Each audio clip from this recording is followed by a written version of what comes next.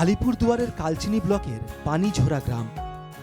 জঙ্গল ঘেরা আদিবাসী অধ্যুষিত এই গ্রামের অধিকাংশ বাসিন্দাই পিছিয়ে পড়া মানুষ। জঙ্গল আর দিনমজুরি মানুষের রোজগারের একমাত্র ভরসা। মহারাষ্ট্রের ভিলার ও কেরলের পেরুকালেমের পর বাংলার পানিঝোরা বই গ্রামের পরিচিতি পেল। বই গ্রামের উদ্বোধন করলেন জেলাশাসক আর বিমলা। গ্রামের বাড়িগুলির দেওয়ালে রং তুলি দিয়ে আঁকা ছবিও মন কাড়ে মানুষের। স্কুল প্রাঙ্গণে মূল গ্রন্থাগারের পাশাপাশি গ্রামের বিভিন্ন বাড়িতেও তৈরি হয়েছে ছোট ছোট গ্রন্থাগার, যার দেখভাল করবে খুদে পড়ুয়ারাই। वहाँ छोटे बच्चों से लेके कॉम्पिटिटिव एग्जामिनेशन के लिए जो प्रिपेयर करेंगे तब तक अनेक बोईगुलो रखा आचे. Apart from that, the teachers of the primary school are also involved. So this will be one of the excellent library as well as a boy village.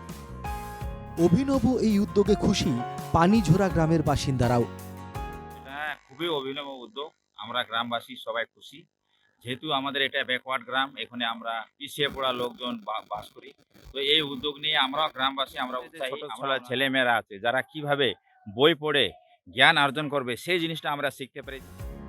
আপন কথা নামক একটি স্বেচ্ছাসেবী সংগঠন এবং আলিপুরদুয়ার জেলা প্রশাসনের উদ্যোগে তৈরি হয়েছে আলিপুরদুয়ারের গর্ব এই বই গ্রাম।